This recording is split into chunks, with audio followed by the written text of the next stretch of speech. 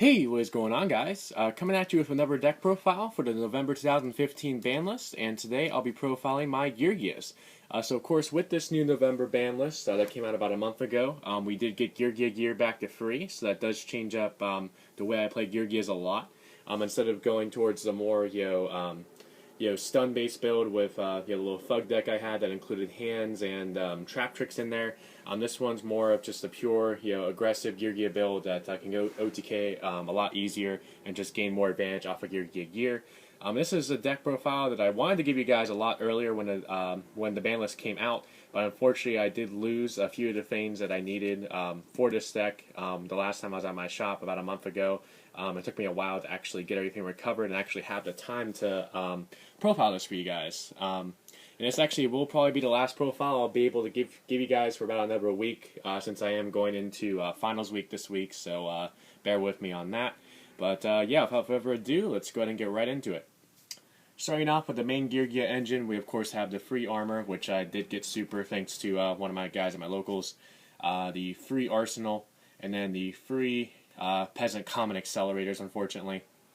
Now with Geargia gear back at free, we have the free Geargiano MK2. Then I actually played a 2 Geargiano. A lot of people only play one, but I just wanted to play a second one just because it helps make Geargia X a floater. And if I dead draw one, then I still have the opportunity to possibly have 2 Geargia gear plays. So that's why I did want to play a second one, just to have an extra copy in case I needed it. Then for the final monster, we have the 2 Maxi, just for some extra draw power to draw into the combo pieces. So now for spells. Starting off, we have the triple Upstart Goblin for more consistency. The free main deck MSTs. I kind of feel like this format's going to be one, well, it kind of already has played out to be one that's pretty pendulum heavy. And even some of the decks that are more aggressive like Cosmos, there's still a lot of good cards that you can hit with MST, so that's why I personally do play it free. And if it is a card that's dead against a matchup like, say, Cosmo, it's not as good, you could always side some out. Then we have the 2 Instant Fusion for Norden, since it is a pretty good combo card in a rank 4 base deck like this. Then for 1-0s, we have the 1 Book of Moon and 1 Raigeki. I do not play Soul Charge because I already pay enough life points off of Instant Fusion and then off of Solemn Warning as well. And I feel like I have more than enough, Graveyard Recursion off of Instant Fusion, Call of the Haunted, and then the Geargianos as well. So now to round out with the traps. Starting off, of course, we have the free Geargia gear.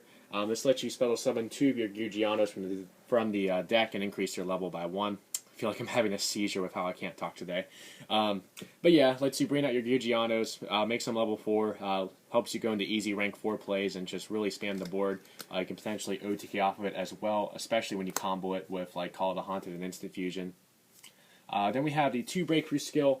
I did previously have Fiendish Chains, but I cannot track those down either. And I feel like Breakthrough skill is a little bit better this format just because you have that extra effect negation. Obviously, it's not going to be great against, say, Cosmos, and maybe not as great against Magic Specters, but it's good against everything else. So, it's nice to have in the main for that, effect negation in case you need it, and you can always side it out. Then we have the 2 Call of the Haunted for some more Graveyard Recursion.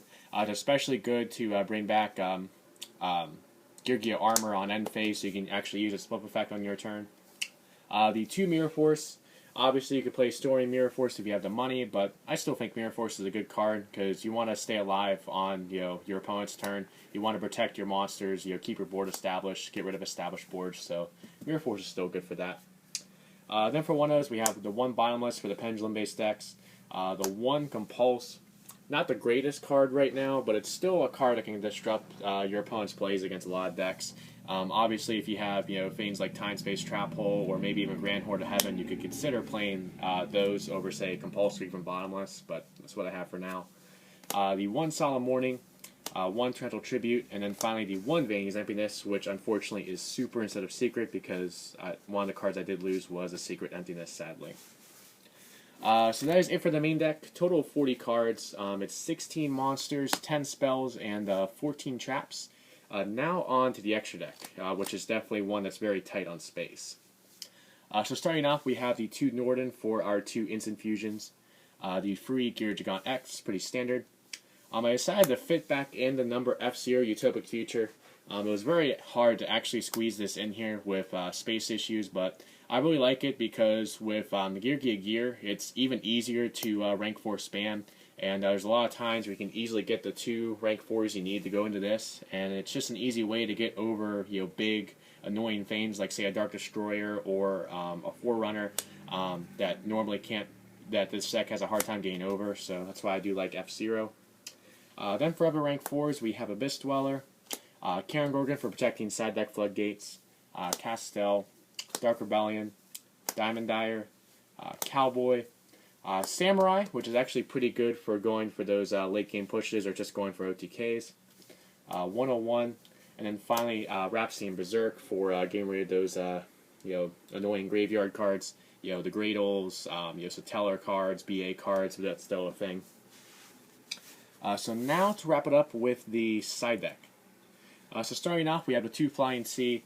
Obviously good against the pendulum-based decks that like the Xyz spam. Good as well against the Teller Knights. The free Imperial Iron Wall, mostly for Cosmo. The free Mind Crush, kind of a decent card right now, I feel like. Actually pretty good against Cosmo because you really have a hard time actually dealing with their monsters on the field, especially the ships that can't be targeted. So Mind Crush is a pretty good way to deal with their cards and get them into the graveyard where they usually don't have that much access to them. So like if they add back a card off a Cosmo Town, a banished card, you can get rid of it with Mind Crush. Or if you know that they have that card in their hand, they're trying to tag out with Farm Girl or one of their pilots into the ship, you can Mind Crush away the ship and kind of ruin their plays. Then we have the 2 Chaos Trap Hole. Obviously good against Stenko, good against Cosmo, good against Tellers, BA, just any light and dark based deck. It's just really good to be able to stop, stop the summons in general and stop the momentum from building up. The 2 Light Mirror for, of course, Cosmo and Tellers. The 2 Wiretap, good against Tellers for their Satellanova Alpha, good against Magispector since they have that counter trap. And then finally the 1 Soul Drain for those graveyard effect-based decks. So that is it for the deck profile on my Geargias for the November 2015 ban list. I do hope you guys enjoyed it. Please remember to like, comment, and subscribe. And remember, when it comes to ads, don't skip it, just click it. And I will see you guys next time.